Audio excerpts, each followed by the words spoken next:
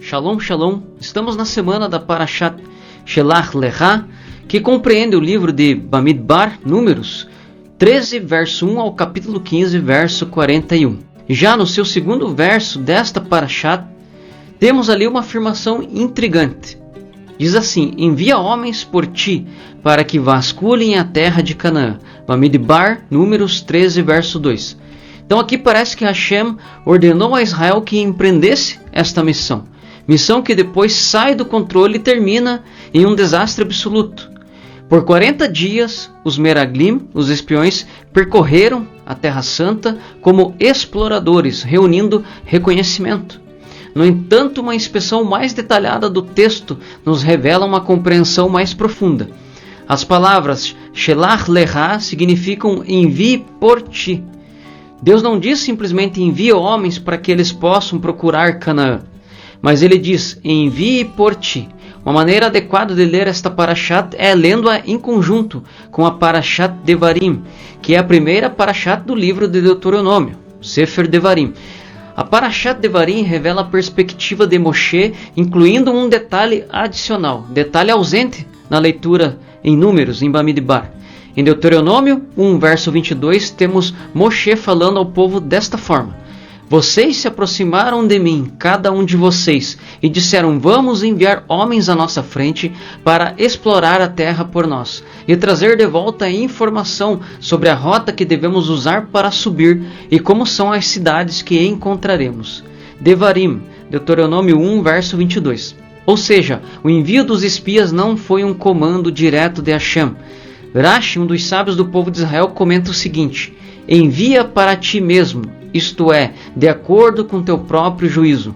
Como se Hashem estivesse dizendo: Moshe, eu não te ordeno, mas se quiseres fazê-lo, envia-os.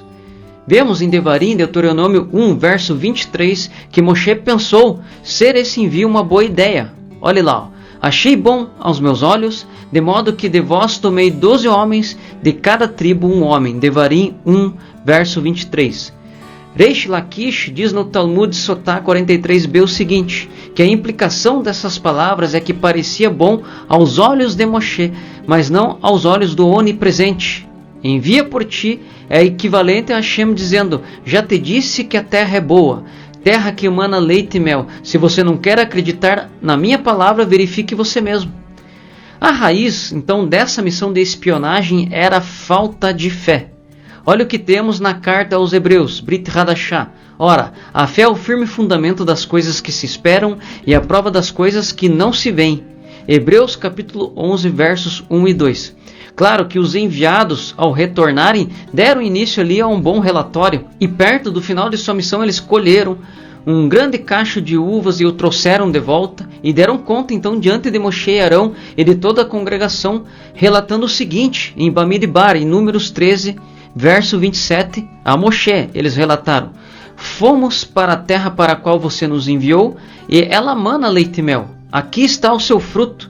Entretanto, no próximo verso se inicia um relato infame que cancela todas as boas novas sobre a terra.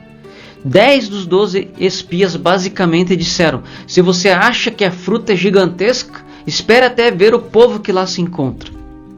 Agora eu vou ler Bamidbar 13, versos 28 e 29. Diz assim: o povo, porém, que habita nessa terra é poderoso, e as cidades muito grandes e fortificadas. Também vimos ali os filhos de Anak. Os amalequitas habitam na terra do Negueb, os heteus, os jebuseus e os amorreus habitam na montanha, os cananeus habitam ao pé do mar e pela ribeira do Jordão. Então o medo se apodera ali do povo de Israel. As pessoas começaram a entrar em pânico por esse relato, gemer e chorar, revelando sua falta de fé.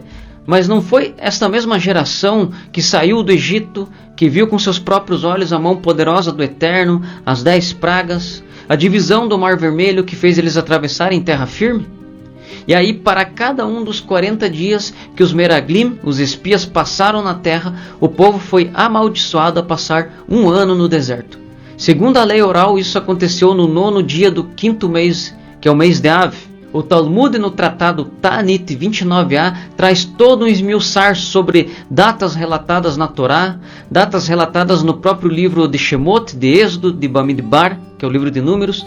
Então, dentro de muitas discussões, entre aspas, dos sábios de Israel, os sábios entram em um consenso sobre que a difamação da terra foi no dia 9 de Av.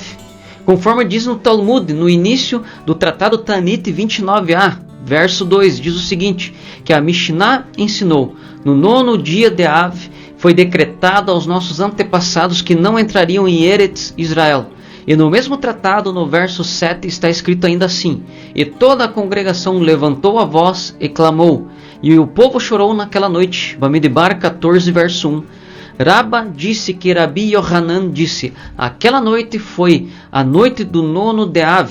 O santo, bendito seja ele, disse-lhes: choraste desnecessariamente naquela noite, e, portanto, estabeleço para vós uma verdadeira tragédia sobre a qual haverá choro nas gerações futuras.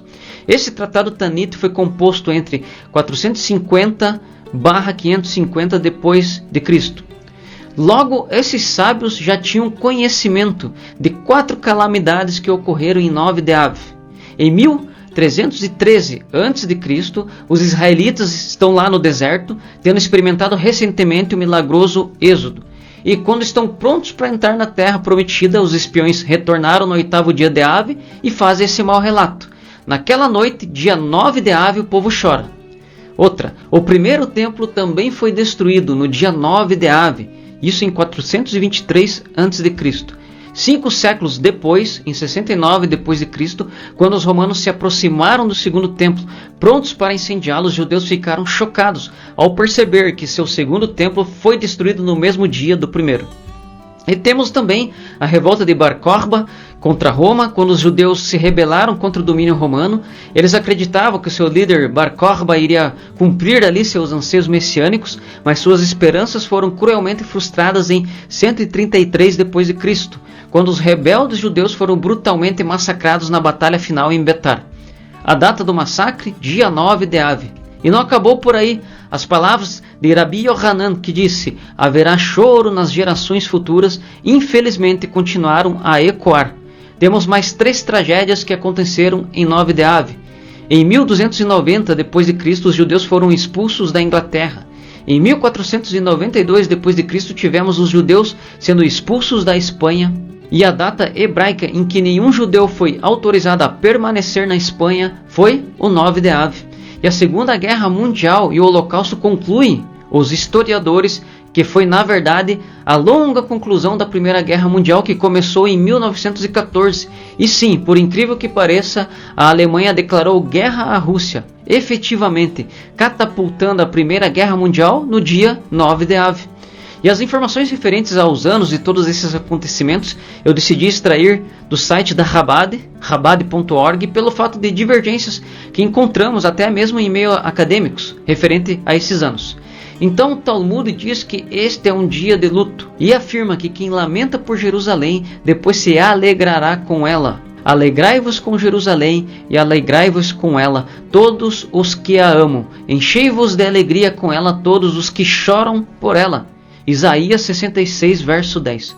E daqui se afirma: quem lamenta por Jerusalém merecerá e verá sua alegria futura, e quem não lamenta por Jerusalém não verá sua alegria futura. Talmud, tratado Ta'anit 30b. E esse contraste de alegria derramada sobre os que lamentam acerca de Jerusalém também é atrelado ao texto de um dos profetas de Israel. Tisha B'Av é referenciado no livro de Zacarias. Lá diz que este dia de jejum se tornará um festival nos tempos do Mashiach. Assim disse o Eterno dos Exércitos: o jejum do 4º mês, o jejum do 5º mês, o jejum do 7º mês e o jejum do 10º mês se tornarão ocasiões de alegria e júbilo, festas felizes para a casa de Judá, mas você deve amar a honestidade e a integridade. Zacarias 8, verso 19. O futuro dos jejuns será alegre, porque a glória será devolvida a Sião. Isso através do Mashiach Yeshua, que estará conosco. E quando o noivo estiver conosco, não jejuaremos, mas festejaremos. Até então lamentamos a destruição do primeiro e do segundo templo, mas esperamos e buscamos ver essa glória ser devolvida a Sião. E o interessante é que o sábado anterior ao Tisha B'Av é chamado de Shabbat Hazon, o sábado da visão. Seu nome vem da Haftará que é lida naquele dia, que é Isaías capítulo 1, do verso 1 ao capítulo 2, verso 7. No início dessa Haftará temos o seguinte: a visão, Razon, de Isaías, filho de Amós, que ele teve a respeito de Judá e Jerusalém. Ou seja, de acordo com nossos sábios, é neste dia que visualizamos a glória retornando a Sião. Esperamos recebê-la em nossas vidas e vê-la com nossos próprios olhos. Veterrezena eneno beshuverá letzion berachamim, Baruch atah Adonai hamachazir shechinato letzion. E que nossos olhos possam ver a tua volta a Sião com misericórdia. Bendito sejas tu, Eterno, que devolves a tua divina presença a Sião. O rabino Levi Tzhak, da Ucrânia, que viveu entre 1740 e 1809, deu uma parábola referente ao Shabbat Hazon, ou o sábado da visão, uma parábola muito interessante. Diz assim: certa vez um pai preparou um lindo conjunto de roupas para o filho, mas a criança negligenciou o presente de seu pai e logo o terno estava em farrapos. O pai deu à criança um segundo conjunto de roupas. Esse também foi arruinado pelo descuido da criança. Então o pai fez um terceiro terno. Desta vez, no entanto, ele nega o terno ao filho. De vez em quando, em momentos especiais e oportunos, vai lá e mostra o terno para a criança, explicando que quando a criança aprender a valorizar e cuidar devidamente do presente, este lhe será dado. Isso induz a criança a melhorar seu comportamento até que gradualmente se torne uma segunda natureza para ela, momento em que ela será digna do presente de seu pai. Conclusão: devemos perseverar, amando a honestidade e a integridade, nos desenvolvendo como filhos de Deus.